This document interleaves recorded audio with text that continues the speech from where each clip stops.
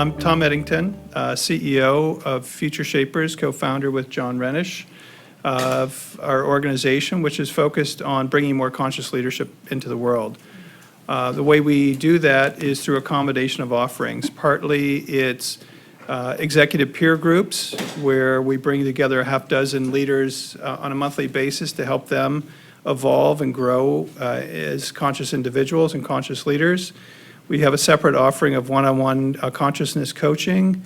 We have events like this evening, which is our inaugural event of bringing in various conscious leaders from around the world, or people who are seen as leaders, thought leaders, if not leaders of organizations in the area of conscious leadership.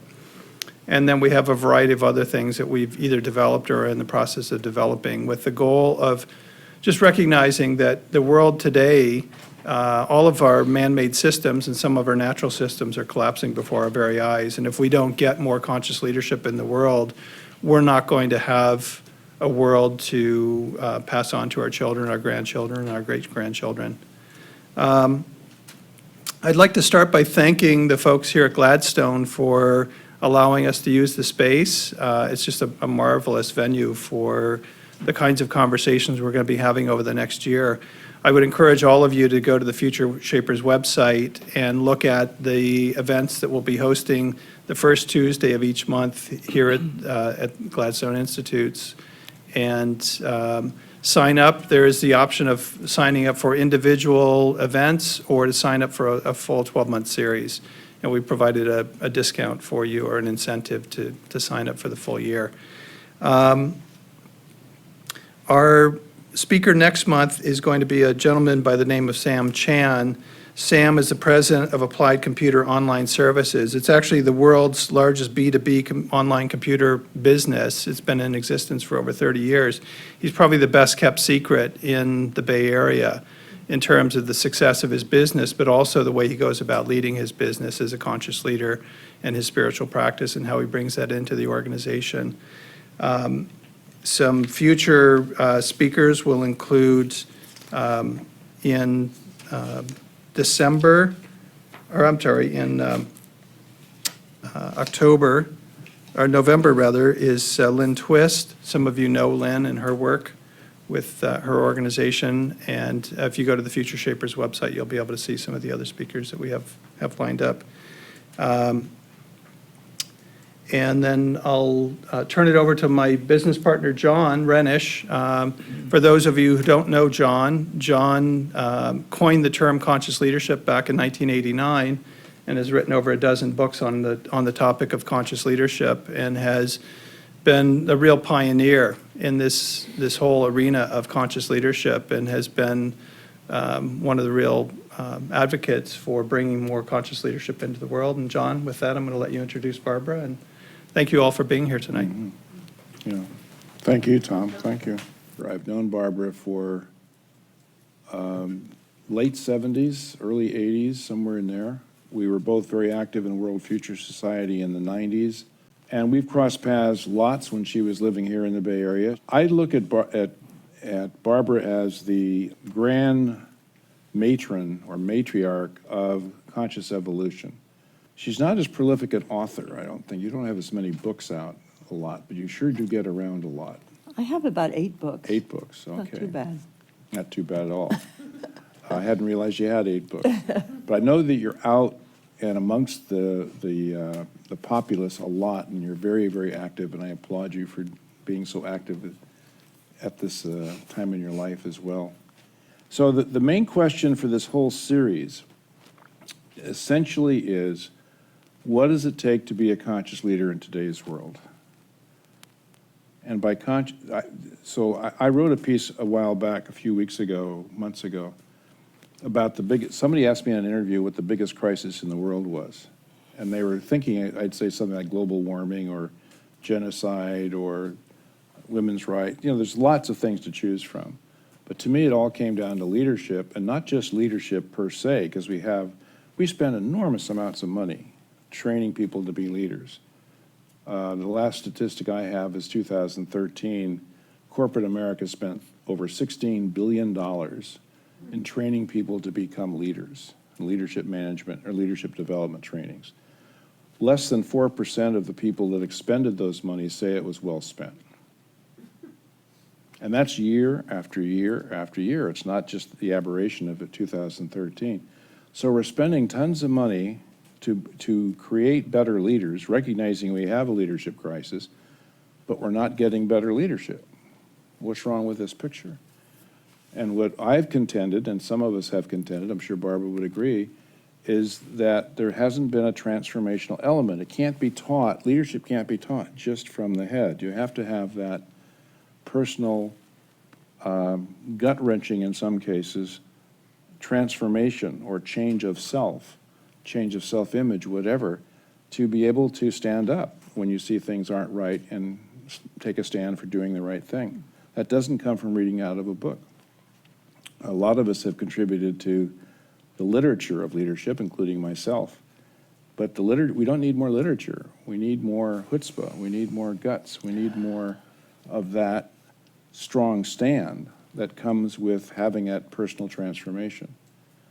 So that's what we're hoping to bring about. When we talk about conscious leadership, that's what we're talking about. Not just better leaders in terms of having better skills, but having better skills and more awareness, more self-awareness, what we like to refer to as self-transcendent self. So with that, little preamble and not a whole lot about you, but a whole lot about conscious leadership, I'd like to turn it over to you and just rant away, however, and this is an interview, but if you feel you're on a roll, relative to the issue of conscious evolution, conscious leadership, and the biggest crisis we have in the world today. Take it away. Well, I was really trying to probe into my own experience as to what it was that woke me up.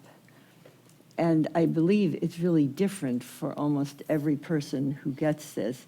But I'd like to tell you a little bit about it because I've been asked by Deepak Chopra to put all my journals on internet. He's creating something called Ishar, I-S-H-A-R. It's a historical record of people who are evolutionary leaders, actually. And I'm the first one that they selected, and I have over 190 volumes of journal. Wow.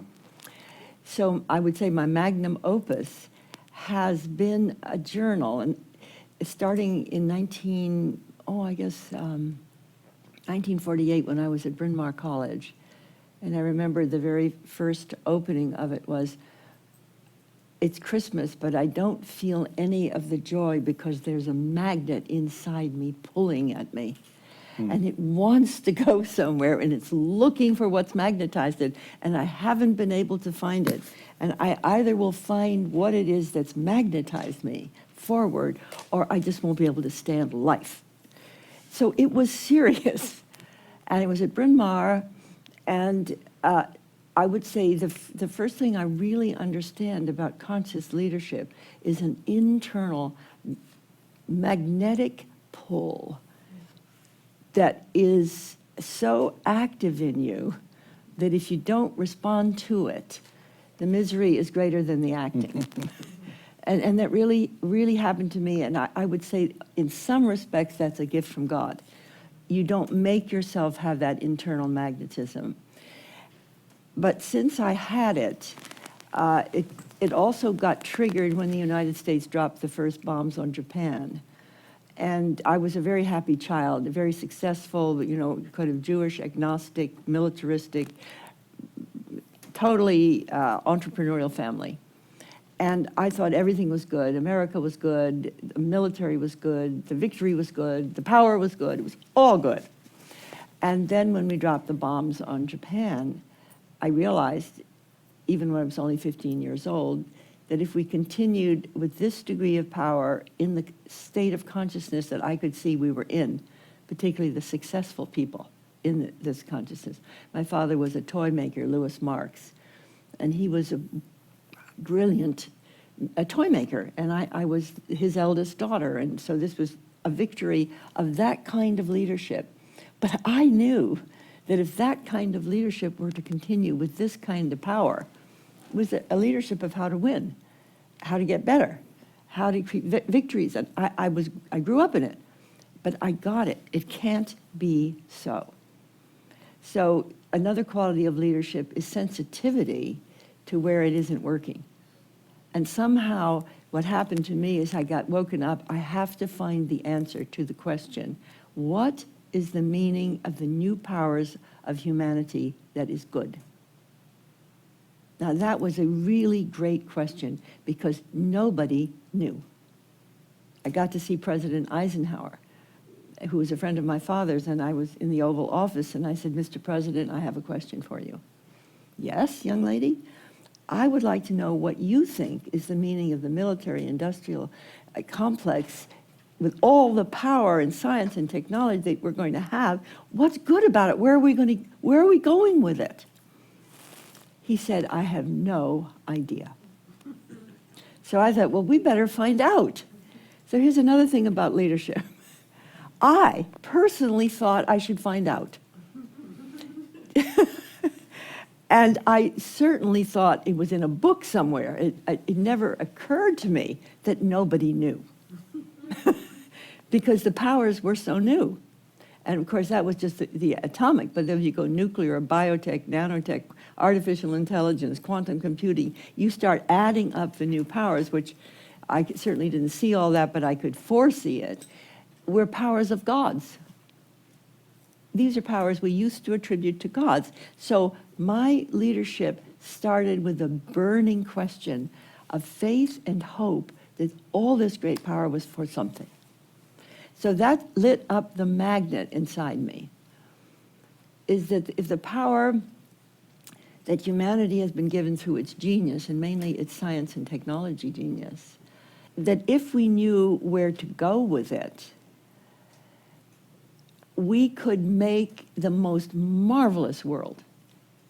We could handle the problems of hunger and disease and poverty and all the ones that have come up since then, but I saw much more than that, that we would then become something new.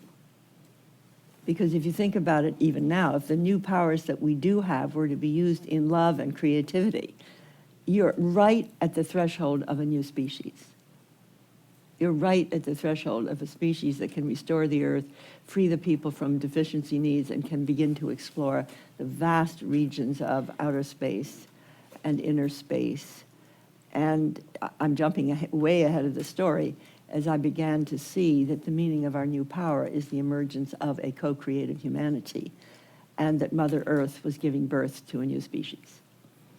And that new species is cropping up everywhere, but it's not fully self-identified, it's not self-aware, it's almost like a new human, and we already know these things, like you, John. And but this was way back, so starting in college when I got this magnet inside me. So a leader has something that draws that attention, that is innate. And the thing I think that was very useful in tracking it was to say, I've got to find out, and not to give up. So the next step in my quest for this was I went to a junior year abroad in Paris. This was in 1948. So we had as worldviews then absurdism, nihilism, existentialism, materialism, and despair. Because humans had lost their great story. We had a great story during the Renaissance. We had a story that more knowledge, more power, more individuality, more democracy would lead to a better future. And it so turned out that the most sophisticated nations in the world had created millions and millions of horrible deaths. So in Paris, in the 1947, 48, 49, there was a complete aura of existential despair.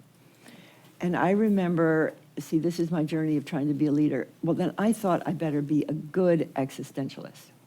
So to be a good existentialist, you have to believe there's no meaning. And I tried that one on. You have to believe there's no meaning except what you personally can give it.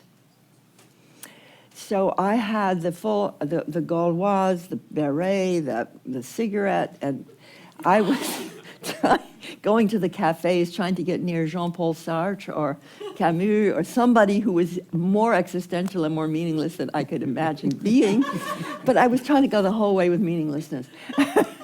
When I got to a little restaurant, a little cafe on the left bank, and it was a cold November day, and I separated from the other women who were on this journey with me from Bryn Mawr and Swarthmore, and there was a little coal fire in there, and a very beautiful, cozy place. So I sat down, I ordered my glass of red wine, and I was smoking my cigarettes, and in walked this handsome American. And there was no place he could sit except opposite me, because it was the one place. So I was very persistent about my question, and I asked every young man I knew. I'd like to know, after I started a conversation, I offered him half my bottle of wine, and I asked him what was his purpose and what he thought the meaning of our new power was.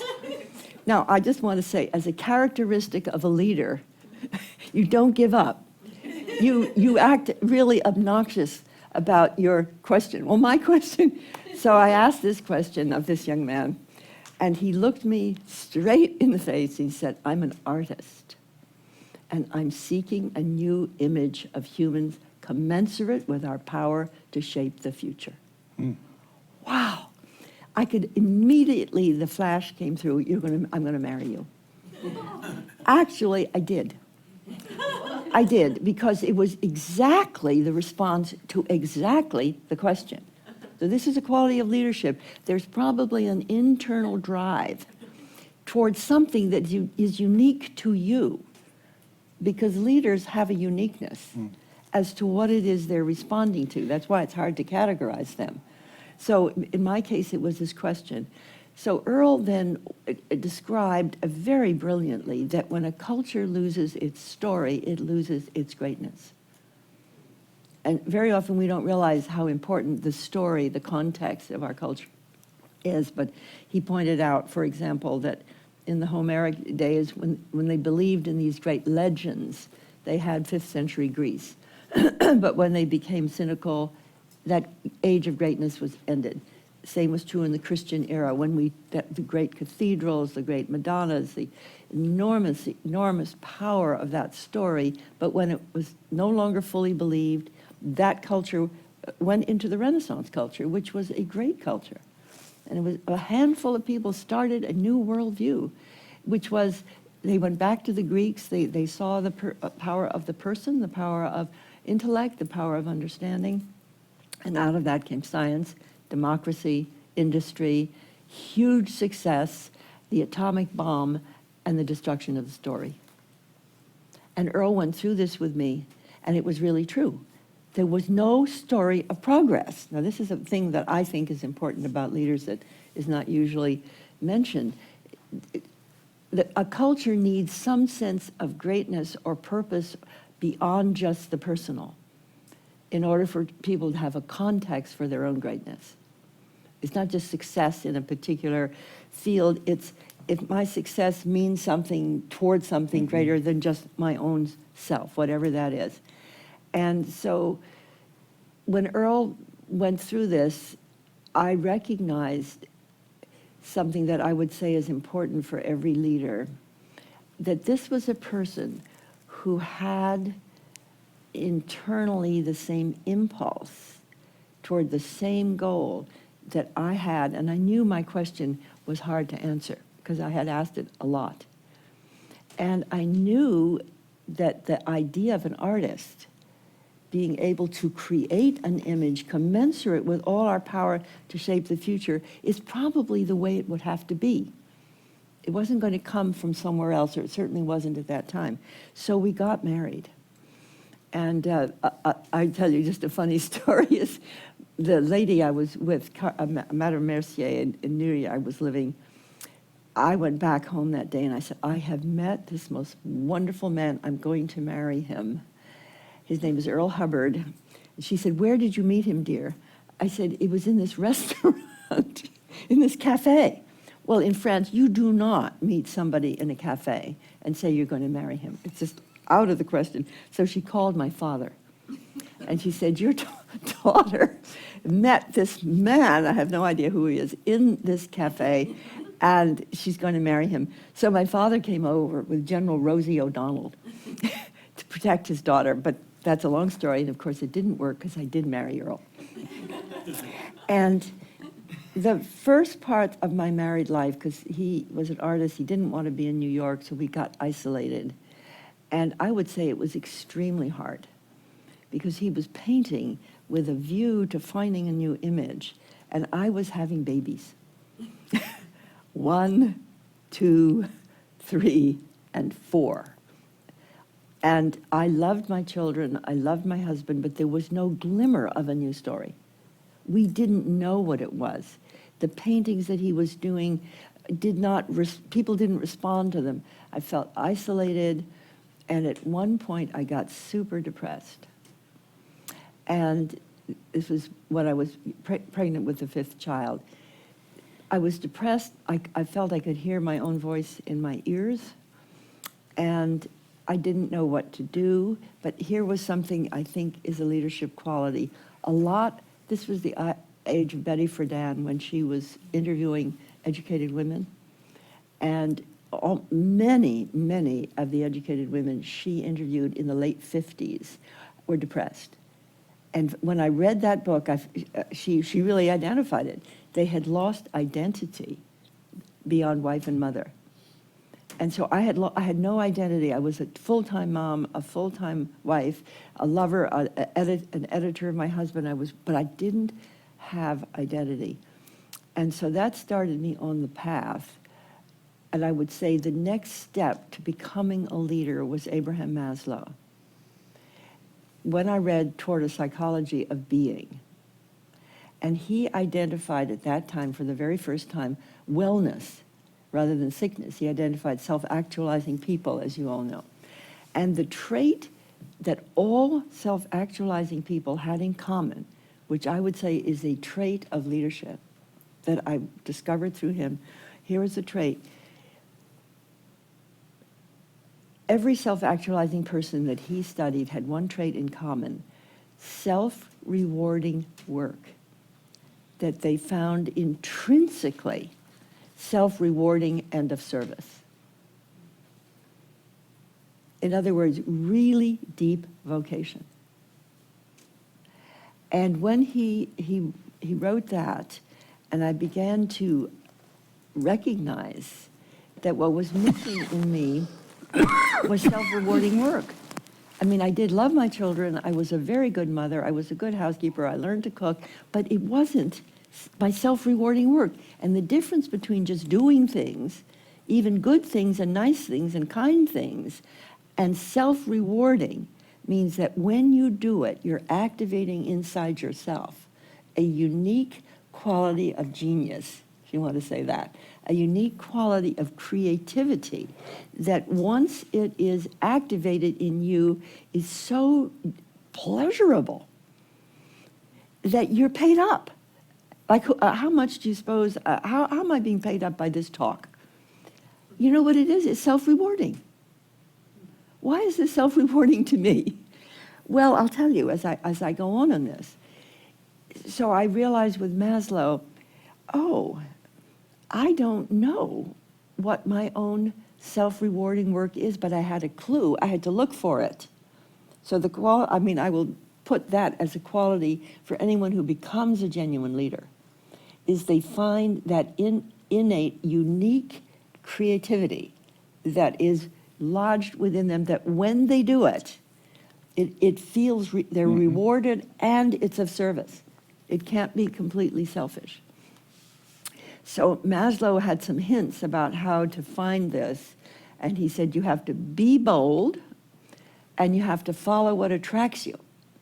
So whenever I'm teaching, I'm saying you have to look at where is that attraction in you, and you've got to follow it enough. It might seem like a glimmer to begin with, but so the glimmer in me was what attracted me was Abraham Maslow.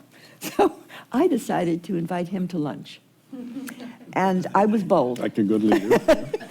So there was a little bit of boldness, boldness out of desperation.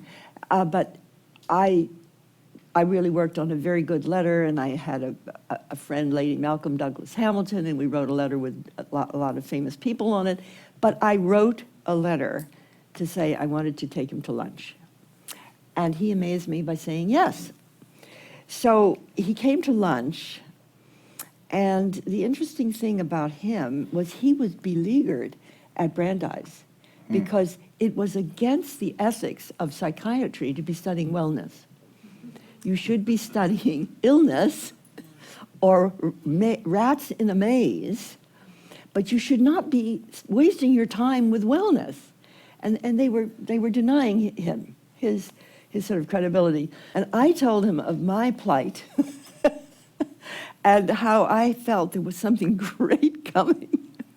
And there was some meaning to life, and there was some meaning for our power, but I wasn't sure what it was, and I had to find it. So, I mean, the two of us, we really became friends.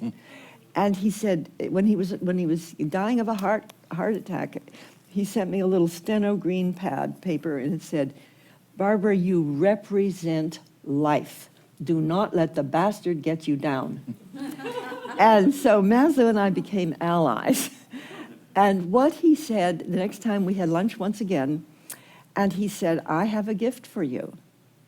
And he gave me a gift of 300 names that he had collected in all his years. This was before the Human Potential Movement was even named, before Esalen, before it was at least well known. And these were, he said, these were the Psychian Network, EU Psyche, Good Soul Network. And the Good Soul Network were people like me. They were people who believed in something, who had a turn on about something imminent coming. So that's surely a quality of leaders. And it's innate. Mm-hmm. It isn't told to you. You innately are attracted, and you innately will be depressed if you don't keep going. And so it's very important that a would-be leader knows that depression is a signal of more that needs to be emerging. Depression is a signal of more growth inside yourself. And I had the good sense by going to Maslow, rather than so many of the women that I knew in Lakeville, Connecticut, they became depressed in a kind of minor tone, drink a little too much, be complaining all the time, but not thinking that this was really a pressure in you. And after a while, I'll tell what happened. They couldn't stand me after a while because I got turned on. So after Maslow and the 300 names, I decided to write to all of them. See, now there's leadership. You good souls, attracted, do what attracts you. Okay, so I created something called a center letter. And it was a little mimeograph letter from Lime Rock, Connecticut, saying, "Dear so-and-so." And I wrote to well-known people like Louis Mumford and I can't remember all the names, Jonas Salk, Lancelot Law White, many wonderful people. I said, "I would like to know what you think is the next step for the future good. And I will publish excerpts of what you write in the center letter." The center letter was this little mimeograph sheet that I made up. So I heard from lots of them. And I took excerpts from their letters and published them, and out it went again. And then they circulated it. It was actually a very good idea. And it was one of the earliest networking letters in the movement of an evolutionary future movement. And what happened was that I had a lot of people to invite to lunch. And I did.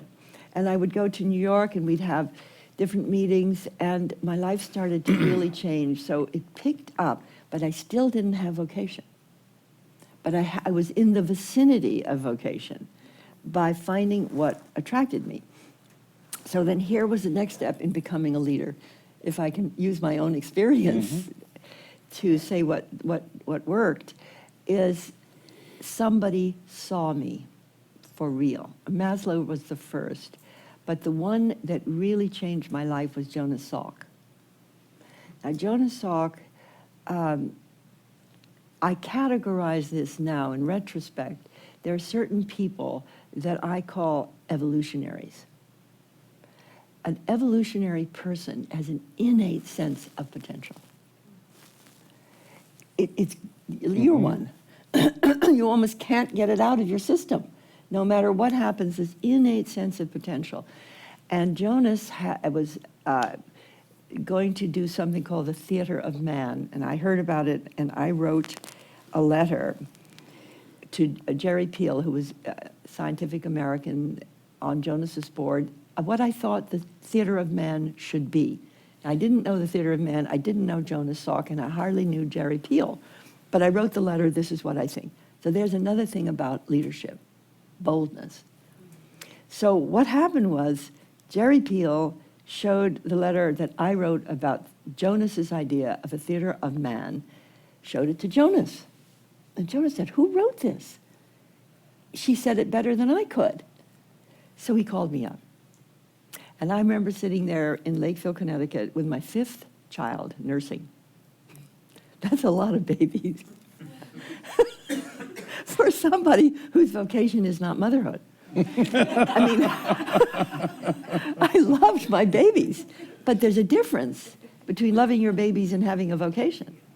So anyway, I'm sitting there with the 5th baby, and the phone rings, and I'll never forget this. Mrs. Hubbard, yes. I could tell his voice was different. This is Jonas Salk. Oh, hello. And he said, I just read what you wrote about the theater of man. You said it much better than I could ever have said it. Here's the phrase, we are 2 peas in the same genetic pod. Can I take you to lunch? Wow. I knew that I had met somebody there, 2 peas in the same genetic pod. The evolutionary type of human was not common in those days. I never met one in Lakeville. There wasn't a single one like me that I ever met at Church Women United. I mean, I couldn't find them. So Jonas, when he said, I'll take you to lunch for 2 peas in the same genetic pod, I knew something had happened. Now, I'm stating this in terms of leadership. There's a resonance in each of us when we have an impulse to create, and we have a magnetism towards some specific that is our own vocation. So you have to be very tuned to find it, because it's not a simple, I'm going to be a doctor, lawyer, Indian chief. If you're a leader, particularly if you're a leader in an evolutionary age when almost all systems are breaking down, to be a leader means you have to be attuned to what's breaking through, and that's not obvious. And certainly it was not obvious in 1964. But when Jonas came, it was one of those moments. He came to the front door, and it was in September in New England, very, very beautiful day. And I had my apple orchards there, and I had sat under them for ages writing my journal, all now published. And the journals were my story of loneliness and all of this stuff. So he looked at this beautiful fall day, and he said, "This is the Garden of Eden." I said, "Yes, I'm Eve, and I'm leaving." Well, he was surprised at that comment. But anyway, it just popped out. Well, this is a trait of leadership. I don't say anyone should follow this path, but the path of leadership was to know if you're trapped. And to know that you have to do something about it. You cannot just put up with it. Even though everything would have led me to stay with it. So when we were in the car, I was telling Jonas everything that was wrong with me. I said, "Jonas, I have an attraction for the future." something new is coming. I think I have something to do about it. But the Freudian analyst was, this is neurotic. You want more? When you have 5 children and 2 dogs and a house and a husband, and you have this passion for more, you're sick. So I told Jonas the full story of my problem, and this is what was so meaningful to me. He said, Barbara, that is not what's wrong about you. That's what's right about you. You are a mutant. Now, coming from Jonas Salk, who's a pretty good biologist, the inventor of the Salk vaccine, national hero, all of that, Barbara, you are a mutant. And I will introduce you to 2 or 3 more that it took me a lifetime to find. Now, this is interesting for leadership. It's not so easy. And he, like Maslow, was criticized by the scientific community. And when he finally did create the Salk Institute, he hired microbiologists that were the kind of scientists that do not believe there's a purpose or a pattern in life. They were materialistic scientists, and they almost killed him. But he wanted to create that institute, and when he said to me, you are a mutant, and I'm going to introduce you to 3 other people in my entire life I found. So I want to say how rare it was in the 60s to find, if you mean by leadership, emergent evolutionary leadership, not just being good at something, but people who are really at the cutting edge of life itself. And so he introduced me to 3 men. One was Al Rosenfeld, the science editor of Life magazine. Another was Dr. Joel Elkes of Johns Hopkins Psychiatry, and Louis Kahn, his architect at the Salk Institute. Now, every single one of those men, including Jonas, when I was with them, I was in absolute heaven. And they were too. And everybody loved everybody else. It was fabulous. And it was so incredibly different than Lakeville, Connecticut. And how then could I continue with this? So the leadership, the taste of leadership, had come from Maslow and being seen by Jonas. And this is something I've learned to do in my teaching. I call it the evolutionary coordination. And it's a process, if we were in a teaching environment, which we're not, but where people sit, like, if I hold your hand, John, for just a moment, the coordination would be, I would say, by the power vested in me, by the great creating process of evolution itself, John, I see you. And I would tell you what I see, but I would let it blossom. I see somebody so deeply attuned to wanting to bring forward the new that you've given your life to it, and you have a great deal of experience in exactly how to do this, and it is exactly what's needed now. And I so much admire and compliment you and give you every power that's possibly in me to assist you in seeing what you're doing is absolutely essential for humanity. John, will you speak to me as that? Now you have to say, you have to come forward, John. Will you speak to me as the true essence of who you are? Yes, I will. Tell me. How does it feel to be you as a leader merging in this direction? It feels sometimes very frustrating, knowing something is possible and not being able to get a lot of buy-in on that.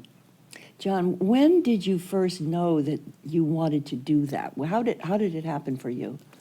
I was in a workshop about organizations and breakthroughs back in '81 or so, and I realized in a flash of light from somewhere that human beings could be doing much better than we're doing. Okay, so that's a signal. Like I had the question about the bomb and what's the meaning of our power.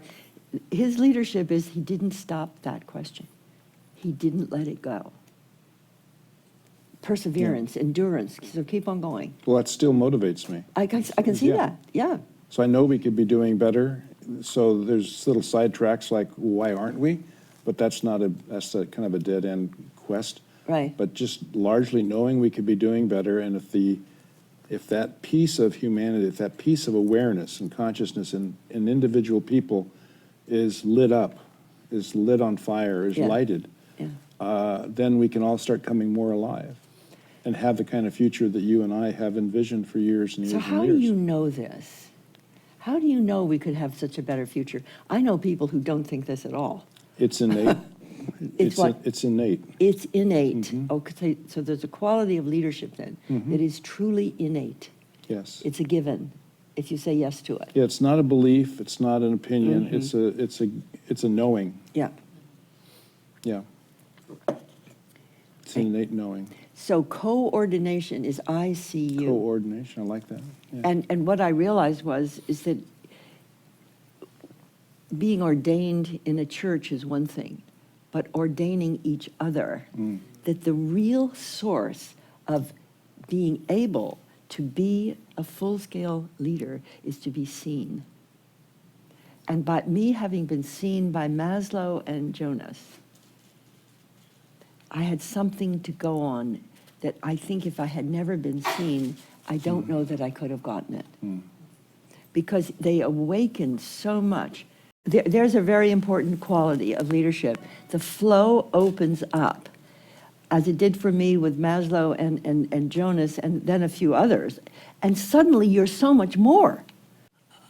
I've had the privilege of being seen on many occasions, but I'd say the moment when I felt first seen was it was as if I became my internal self expanded much bigger than my body. It was like I was Ooh, outside nice. my body. It was like the universe had no boundaries, no limits, and I had a sense of being eternal. And Wow, she really had it. That's Yeah. right. Okay, building on that, what's your name? Lana. Lana, is the reward of being seen at the essence of your being as it starts to expand is you feel eternal, you feel more than you could possibly be. What's happening is, in my language now, you're tapping in to the impulse of creation within you that is the force of creation itself. That is in everybody. But the tapping into it is not so easy because it's unique. And one of the qualities is it has to be seen. And when you're in resonance with somebody who sees you, enough of the time, so if you find anyone like this, stay with it enough to keep being seen for a while, because if you can possibly co-create with that person, then you're really fortunate. Barbara, is this being seen, how do you distinguish that from being witnessed, or is it the same? The being seen, when Jonas said, you're a mutant, and he said one other thing. He said, you combine the characteristics needed by evolution now. So I felt seen and needed for the very thing that was my problem, that would make me miserable in ordinary life, that other people could somehow get along with that, but I was too sensitive. And it's very fragile in there with leadership, because if you're not seen and you're not needed, and you don't know exactly what the calling is, you are in a fragile moment of life. And I would think that lots of would-be leaders get lost right there, unless they're very persistent and fortunate to find exactly what they need. So I will go on for a little bit because I'm so acquainted with my life story because I'm reading all my journals. And I have to tell you one thing about it that is really touching to me, because I felt when I was just married and going through all of this depression, that if I wrote about it, somehow it could have greater meaning. And so I was tremendously faithful in recording everything. And I said, it's possible, you know, that somebody will care to read this.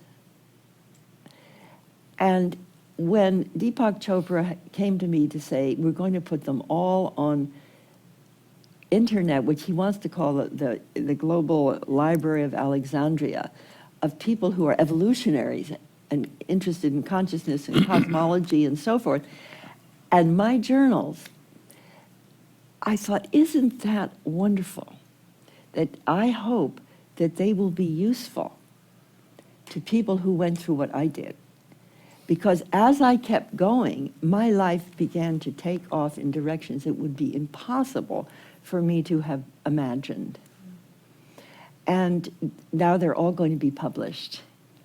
And that's another nice feedback that you get, you know, that you keep on going because it's necessary for your existence to do it.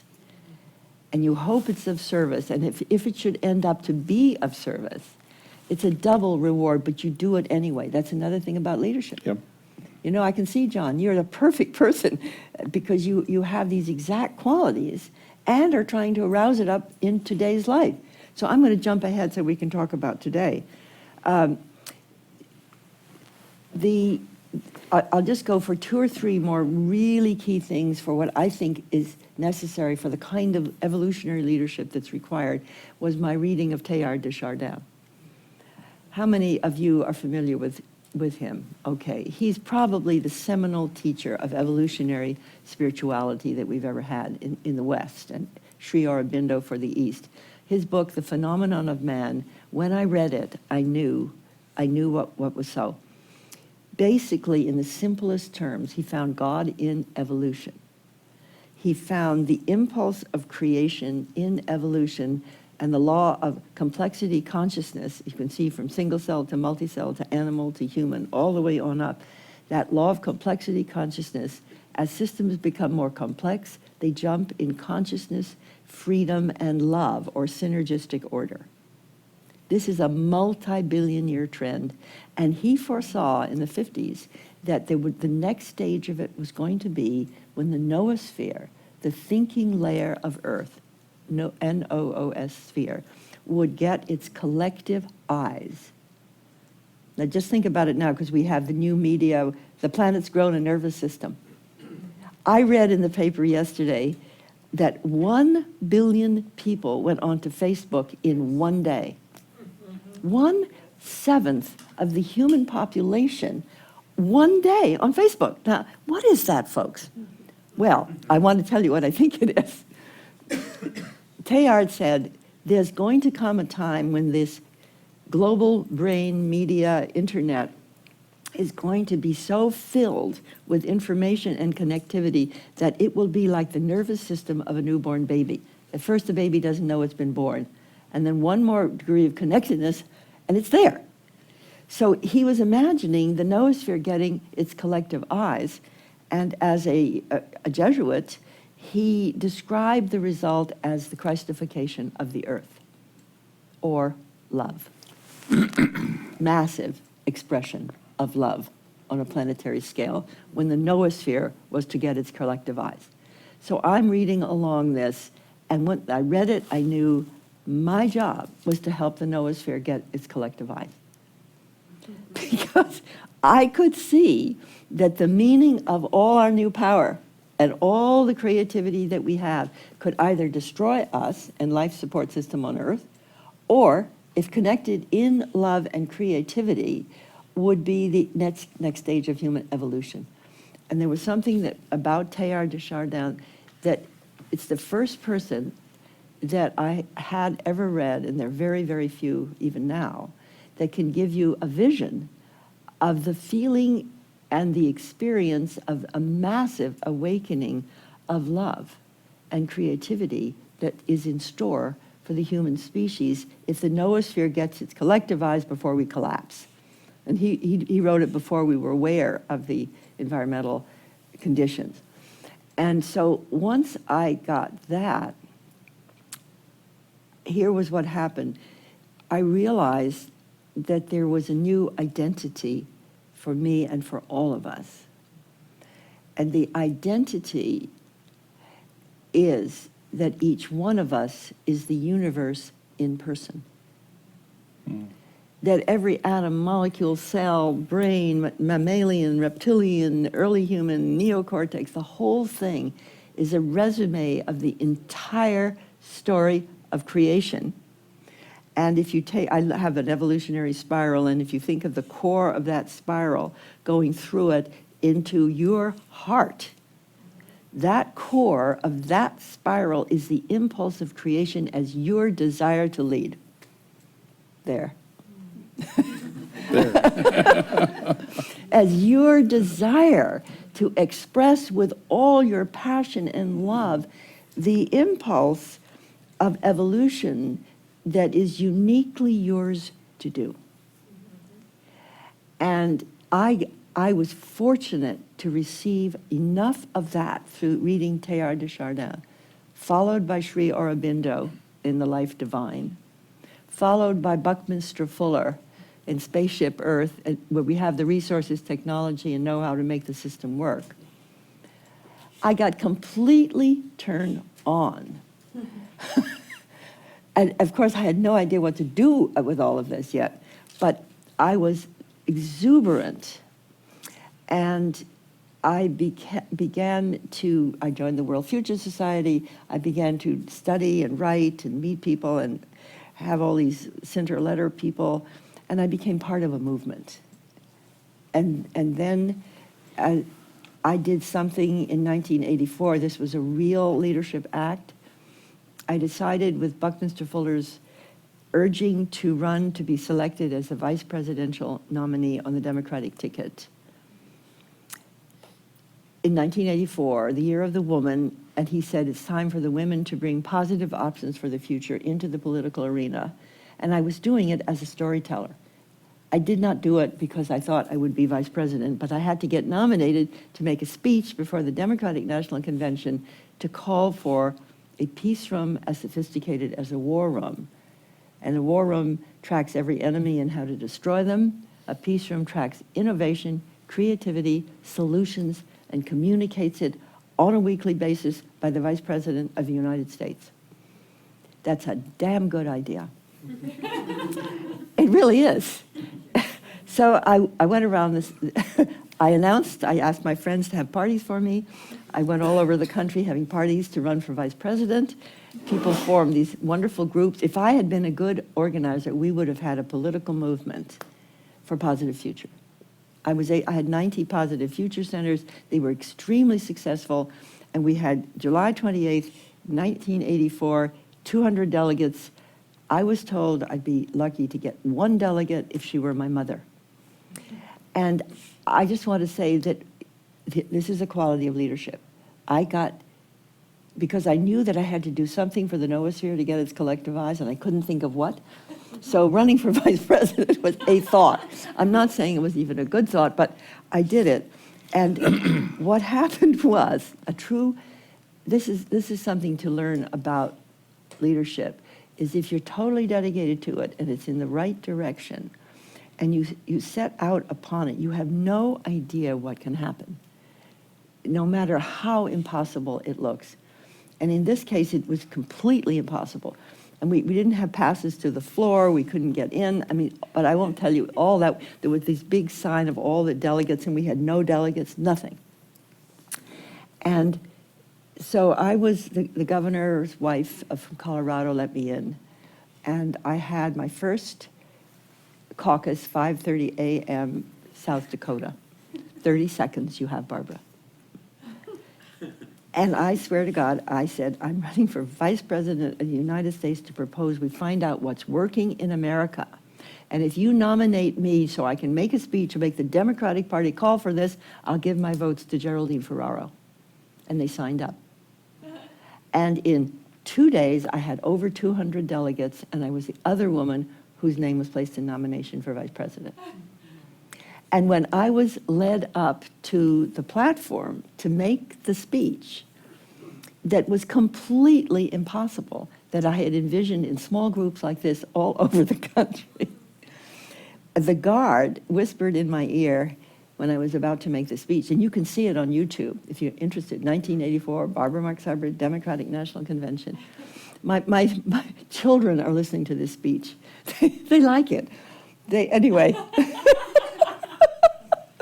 Hillary Clinton should hear this speech. She really should.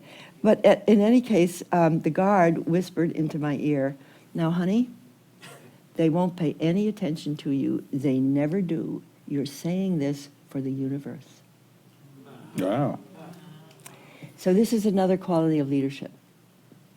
You'll see this if you look at it on YouTube.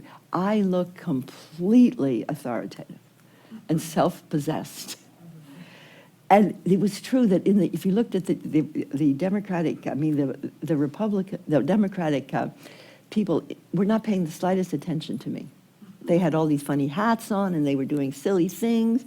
And here I was, boom. So my current view is that this is going to happen and I have a plan. So I'll share it with you and end my leadership talk.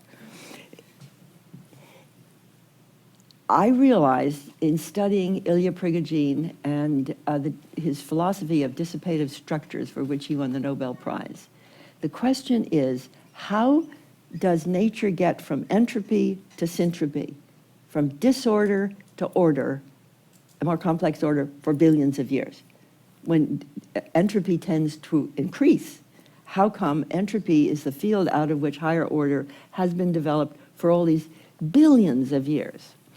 And in reading Prigogine, I discovered what he found worked, and in a very simplified way, here it is.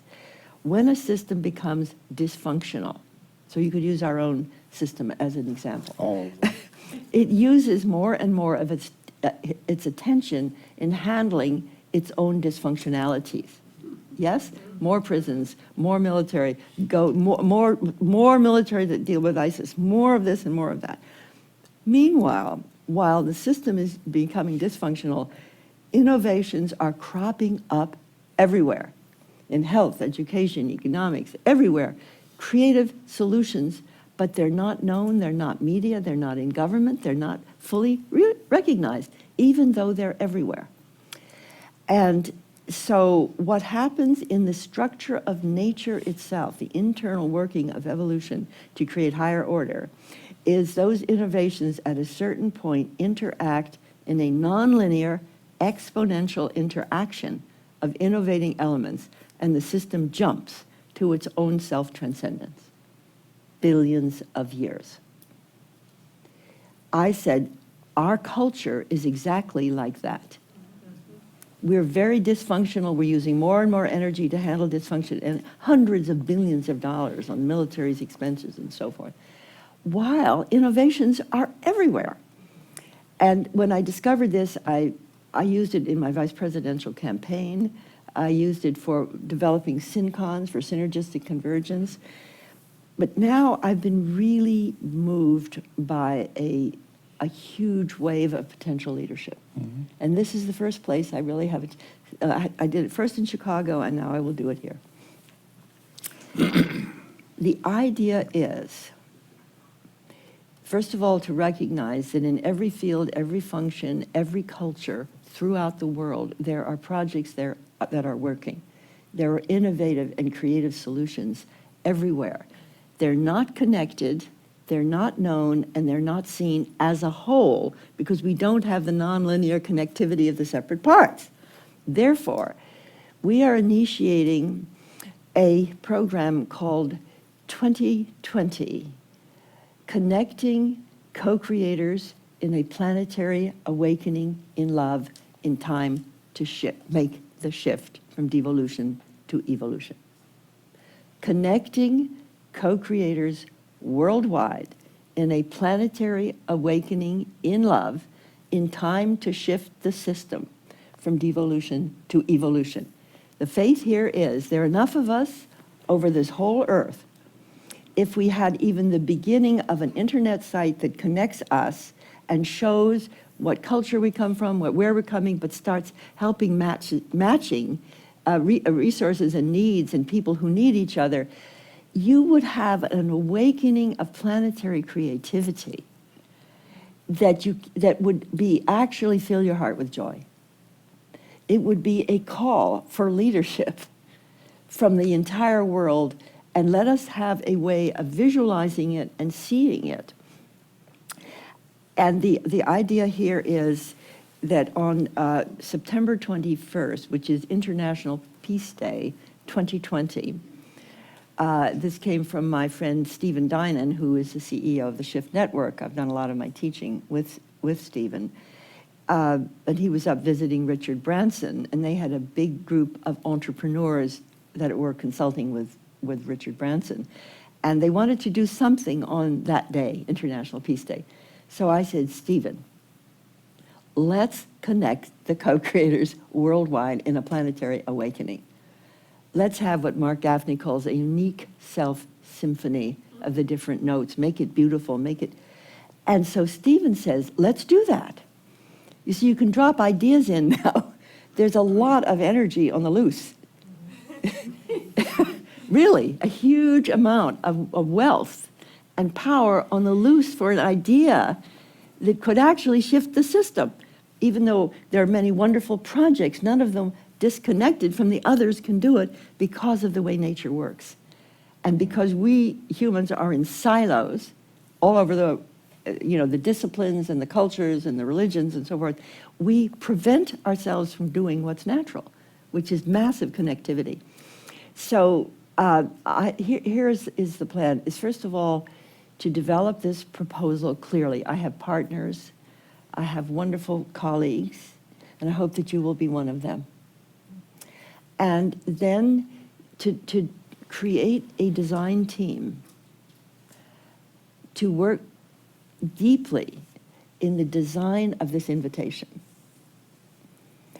One of the people I'm working with is David Gershon, and David did the first Earth run, and he has a transformational leadership. He's an extremely gifted transformational leader and knows how to train people to do this. And Neil Donald Walsh and the Institute of Noetic Sciences, and Irvin Laszlo, when I told him this idea, the Club of Budapest, he said, I'm going to be seeing you in Monterrey, Mexico, where I have a big event going. He said, let's invite 19 countries in which the Club of Budapest exists to research their countries to see what's working, and let's put that in.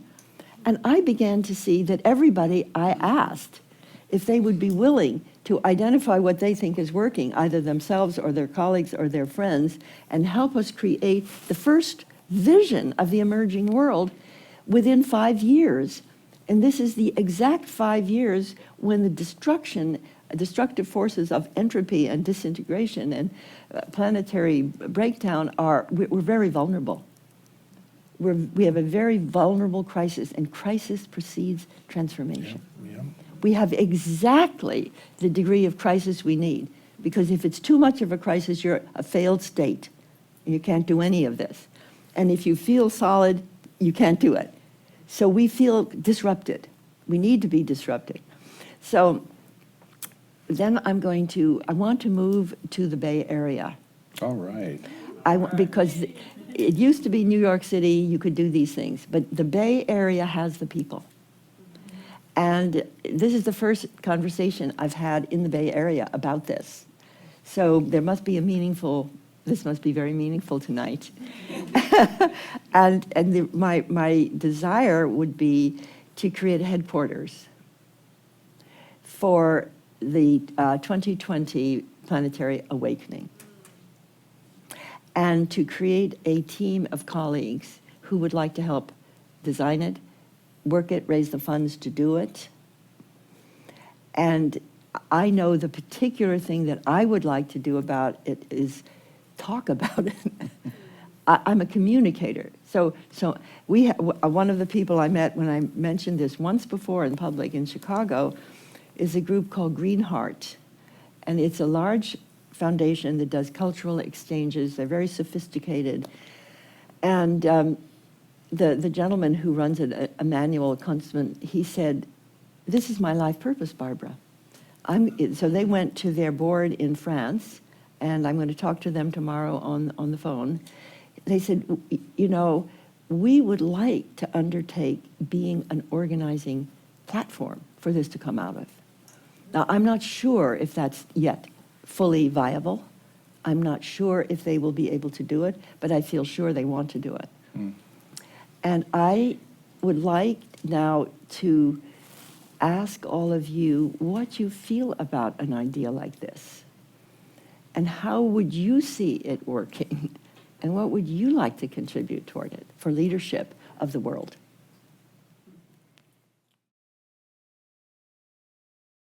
Marilyn Steele here. John, thank you so much for continuing to bring wonderful people. Barbara, I've listened to you, and so to meet you in person is such a joy. Thank you.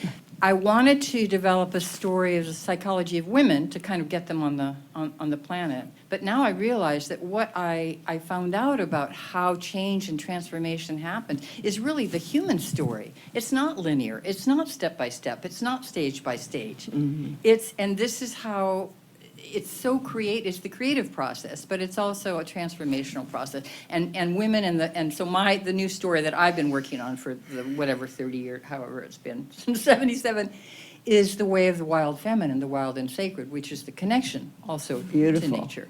But that's So- the new story that I'm trying to. So here, I'm placing you in the model of what's working in the world. Yes. I'm placing you in the planetary, in the unique self-symphony, as you speak. So the wild women and all the various things around women, they're up, they're shining. Yeah. You see, we need to be artists in the presentation of what's emergent. It's not just like boring projects that you would be reading. No. It is the living force. And I want to make one statement here is I'm in love with the impulse of evolution. To think that from quarks, and how do quarks get together? Allurement. Yeah. And then think of electrons, allurement. And Yeah. the universe is a love story. Yes. The As love. Tia Hart, the conspiracy of love, but it is like the most powerful self-organizing force, I think, is love. So Is whatever love. it is you love, that is going to bring into being the So new. we're going to express this in love, Yes. because anything that truly works has that impulse of love and vitality in it.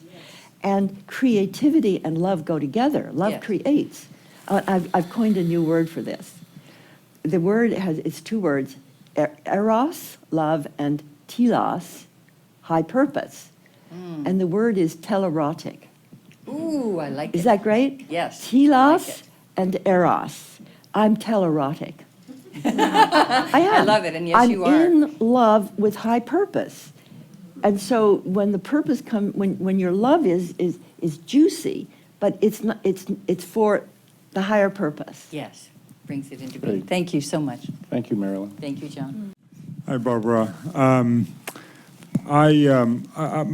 delighted listening to your story, and it's. I realize we've met, and you remember Bill Veltrop, but it's delightful what is your name? Max. Max. Max, yes. It is delightful to hear your stories and how you arrived to where you are now. The question that I'm grappling with, and that's in fact, you and I, when we had a conversation, I had the same dilemma is, we're in Marin County and there was a gathering and you asked me what I thought and I said, it's the fringe. You said what? I thought it was the fringe. I said, This is a fringe? This is the fringe. This Yeah. is the fringe of society, and this is not mainstream. How do you bridge it back to the mainstream, right? So just because people go to Burning Man every year and experience a different kind of culture, that doesn't necessarily create systemic change, right? And people are very clear about that, right? And so my experience with your audience, has always been that, there are folks who very much are in tune with the evolutionary message, and yet it's not the mainstream. The gap between that story and the mainstream is too big, right? And so what needs to happen for the effective bridge building to occur, right? And it's a tough question, and it's something that is always on my mind. And so I'm curious, how has your thinking evolved about that? Okay, I'd like to respond to that. It's a very good question. This is an intuition that the pressure of life and the problems that people are facing is lifting up an emerging consciousness on this earth that is not yet known as mainstream, but it is the new mainstream. And it's not in the mass media news, it's not in the political system, it's not running for office anywhere, it's not at the head of any church. Pope Francis is doing a good job, but he's got a big thing to deal with. And it's not certainly, at the head of a corporation, but it's everywhere. And in evolution, what happens is newness starts popping up. And at some point, if there's enough dysfunctionality in the old, which we're getting close to not being able to solve problems, and enough interaction of sophisticated as well as emergent people, that you have to become a strange attractor. And I think if this is done well, it's at the stage of being attractive. First of all, to the early adapters. You don't get everybody to do everything at once, but to the early adapters, they're enough. The early adapters get here, they're absolutely pragmatic. This is not about, this is not just about mystical trances. This is about solving problems. You see, so I think even the attitude that you're saying is partly conditioned by the media, proving to you that this vast community hardly exists or isn't real. We have to prove it. But we can't prove it if we don't connect. And you certainly are not going to stop by trying to convince the people are not interested.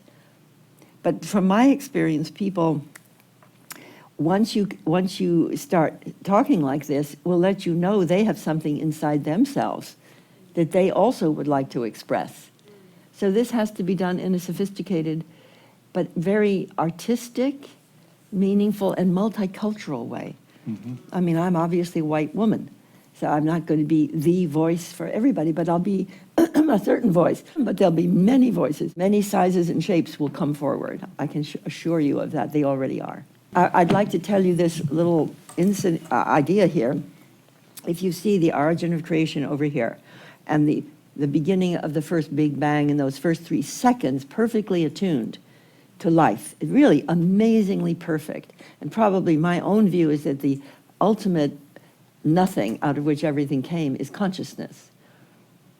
I don't think it's a God trying to make it all happen, but I go along with the idea that the universe itself is intelligent. And out of that has come the Big Bang with perfect attunement. And then out of that has come this multifaceted effort of allurement. This comes from Brian Swim.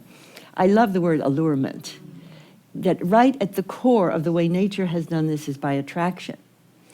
And if nature could do that, what's your name, Max? For billions of years, my dear. There's no reason to say we couldn't. You'd have to be pretty pessimistic. Or resigned. It's not my question really is about what capacity needs to grow and how do we accelerate the process. Well, I'd like you to answer that. Oh, yeah, that's, as I ask the question, I'm coming up with answers, so, but it's... Yeah, that's right. But it is, that's the question, right? How do we build the capacity and how do we accelerate the process? We're going to find out. We're going to find out by trying. Hi, my name is Susan, and I just want to say how thankful I am to be here this evening, to actually share in this genesis, because it just seems like right now women are really taking a pounding. I mean, politically, women are just really being kind of beat up and sidelined, and, politically, and, it's just, I talk to my friends, and they're all going, yeah, but, what's the point in fighting any of it? So they're just kind of succumbing to this, I can't do anything about it. But hearing this and being a part of it, it's just like it really is inspiring, because women don't have to feel like they're just a commodity. Wow, or just that is for sure. And I think that with all the marketing and with all the media, women have become objects that are devalued. And I think that for too long, women have accepted that, and now there's an opportunity to really shine. And I really want to thank you for just being here and opening up that possibility for everyone. Susan, were you here when I was talking about my recent insight about resignation being our chief No. competitor? No, I missed that part of it. To me, there's a resignation that resides and is perceived to be residing out there in the world. But I want to say something about the women. The conversations that Tom and I have been part of for the last 4 years, and the conversations that I've been part of for the last 25 years, typically it's like the audience tonight, 2/3 women, 1/3 men. Sometimes it's 3/4 women. Occasionally it's all women. But women is where it's coming from, and where the interest in the conversation is coming from. So I think women play a huge part. I mean, we all have the feminine and the masculine. But I'm saying that women as a gender have a huge role to play. And I just hope they can get out of that resignation or anything that's keep holding them back, and they can step into the sacred, powerful female. I think they can. I do And, too. I mean, that what we can do is offer opportunity and invitation. And then it's not that everybody immediately responds, but enough will. And I'd also like to speak for the so-called elderly. I am 85, and I'm noticing something amazing is happening to me as an 85-year-old. And I don't want to use as big a word as regeneration, but it feels like that. To the degree that I am activated by this impulse inside me and say yes to it, I can literally feel the energy turn on. And if I should get discouraged and think, well, I'm never going to do it, nobody's going to get it, blah, blah, blah, what do you think you're doing? Boom, sick, tired. Because if you're 85, your body isn't like a 35-year-old. It depends on the impulse to stay alive. But I feel that the greatest health benefit that exists is life purpose. And if you can say yes to something that you really care about and nurture yourself even to a good degree, you're going to find that illness can actually be dealt with, that you heal yourself, and the inspiration of co-creation and joining genius. This is another phrase I like with telerotic, telos and eros, is joining genius. And if you realize that nature spent billions of years joining genes to have babies. I mean, and humans did a huge job on this. And we've hit a limit. We can't just keep on having more and more babies. So what's happening is we're having fewer and fewer children, and what's happening to joining genes is the effort to join genius. And I have a theory I call suprasex. And the theory of suprasex is that sexuality is evolving into suprasexuality. And that the real passion is to join genius to create the new human and the new world. And that can have sex in it or not have sex in it. But if it doesn't have sex in it, it's still erotic. If it happens to have sex in it, so if you have sexuality and joining genius, then you're hitting a new marker for humanity. It's something to aim at, because the sexuality has a reason of creativity, and joining genius is really ways of becoming new as a person. And I'm joining genius with people to do this. And so I can feel it. Every time somebody is excited about this, it means that person's genius is opening to mine and others, and you get an uprising. And I think most great things in history have started because there have been clusters of people that get turned on, whether it be physics or modern art or democracy. You have to have that, and you don't wait and see everybody's got to get it before I move ahead. That will never be. But it's, and I would say to myself, what if this doesn't work? What if it does? So what? It's so much better because it's already working. See, there's the thing. When you say yes to do that which is your heart's desire, it's working. That's working. And I know it well because I had so many years when I didn't know what my heart's desire was. when I didn't know what my vocation was, and I know the misery of it. I know the loneliness of it. So I also know the joy of discovering that there is something uniquely yours to do. And so it's totally self-rewarding. Maslow was right. You're paid up by the experience of giving it. It's a beautiful truth. And Maslow went on to surmise a synergistic society. What would that be like? Where people were actually, that you had to be paid less and less by doing more and more of what you loved to do because you were so paid up. And the people who got big salaries were doing things they didn't want to do. And it was a kind of bottom-up view of society, but he understood that the greatest blessing anybody can have is the freedom to give your gift. There's joy. Yes. I'm just curious about how old you were when you found your purpose, when you started to open up and find that. Well, I was about 34, 35. Yeah. And I finally got a divorce, and I moved my 5 children to Washington, D.C., and I founded the Committee for the Future. And I entered that whole futurist movement. Because if I couldn't be surrounded with people who had interest in this, I couldn't survive. I literally couldn't survive.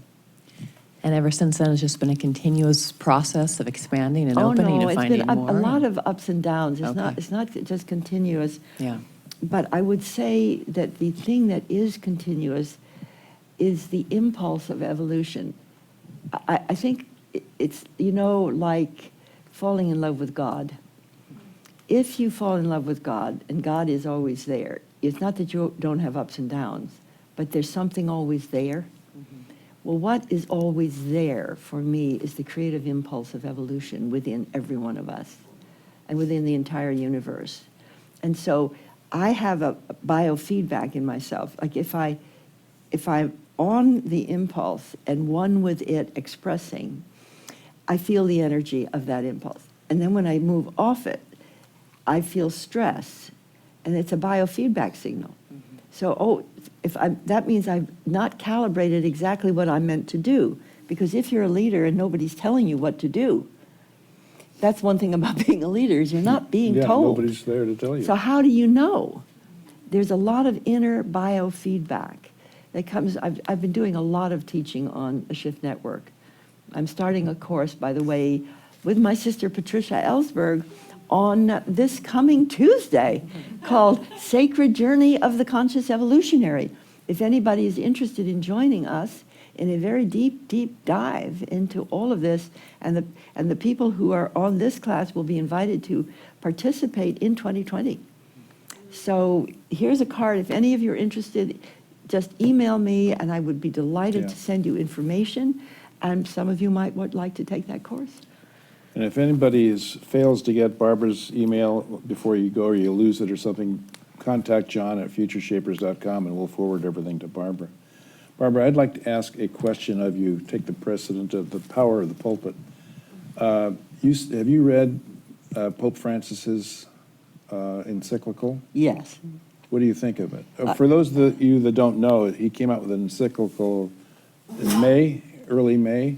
I think it was actually published, which is a very bold letter to the people of the world to take responsibility for the planet and what's happening to the planet. So, well, I think it's remarkable that the Catholic Church was able to bring him forward, and that he is able to say these things that need to be heard from the right position. And I mean, so I feel that it is one of the signals that what we're saying is happening, that it is known, and it's a very high signal. And I like everything that he does and says. I mean, he's modest. Like, who am I to judge about gay rights? He knows how to do this. But the thing is, I had quite a lot of experience with the Vatican. I'm one of the very few people to have been criticized by the Inquisition. I'll tell you the story very briefly. I was invited by the Leadership Conference of Women Religious, who are the most premier nuns in the country, to be a keynote speaker in 2012 And this is the group of women who I would say really are leading what the church means. They're following the gospel of Jesus. They're tremendously intelligent. And it was a very great honor to speak to them. And I did mention the idea of conscious evolution. And I put forward people like Jonas Salk and Teilhard de Chardin and John Holt. There are a lot of Catholic theologians who, Ilia Delio. So, and it was very well received. And I was quite pleased when a letter appeared in the National Catholic Review. And the letter was from Cardinal Gerhard Müller, who is head of the discipline of the Congregation of the Faith, known as, in the past, the Inquisition. And this is very, very rare, that he would think of criticizing me. Because they don't usually criticize unknown people like this, I mean, not known to the Catholic world.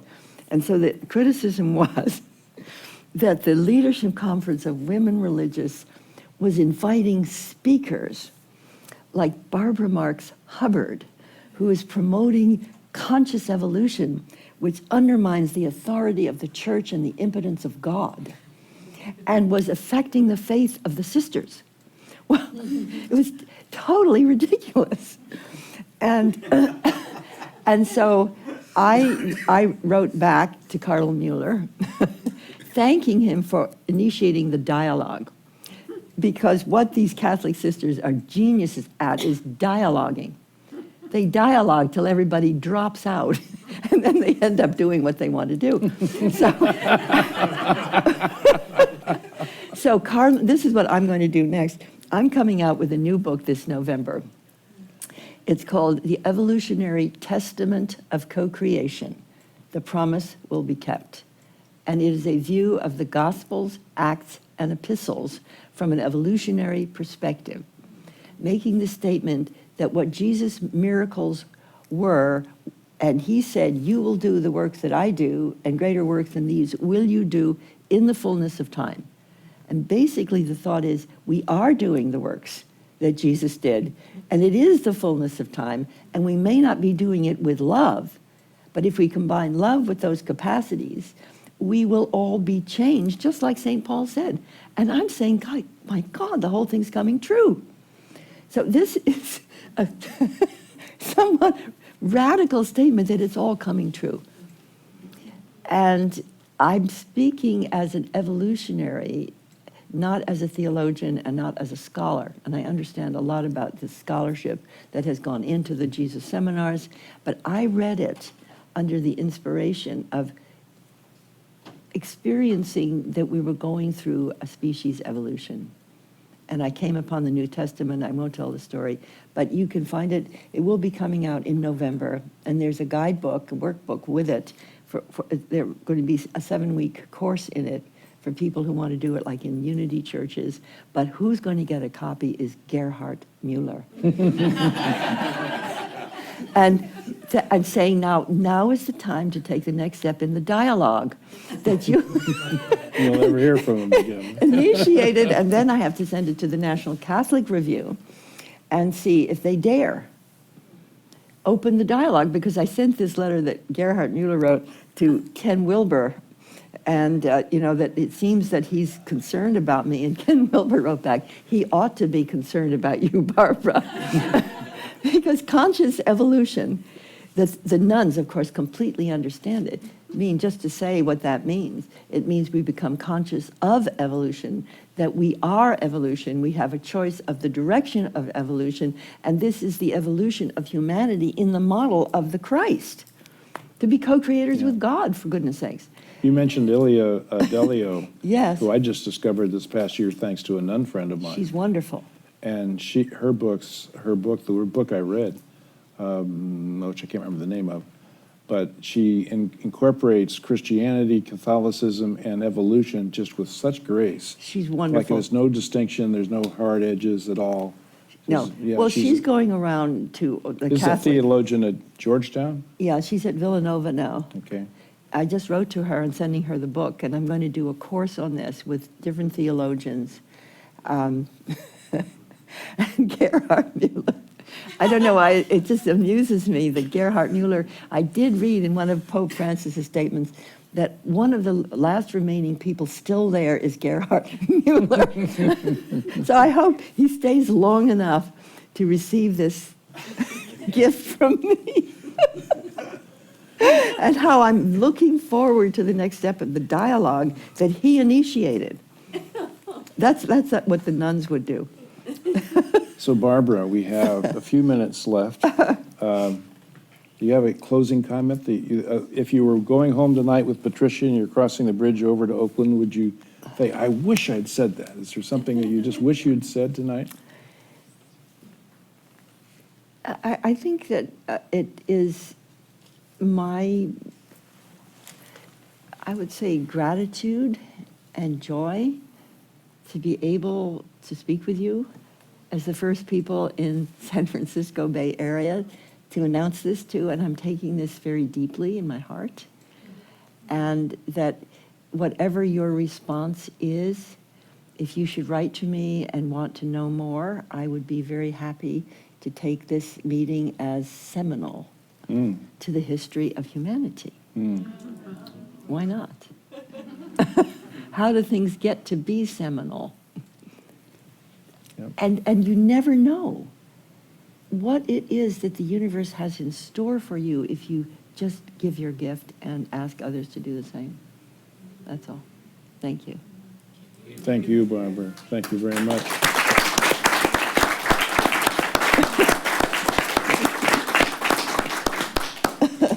Thank you, Barbara. It was a delight to have you as our inaugural guest of the Meet the Visionaries series. Thank you, John. I'd like to thank all of you for being here tonight, and I would ask that next month and each of the subsequent months that you join us again and invite your friends, your colleagues, and others that are interested in hearing more from other folks such as Barbara, who are visionaries looking at conscious leadership in the world. So thank you again, and thanks to the folks at the Gladstone Institutes for hosting this evening. Thank Yeah. you. Thank you all for coming.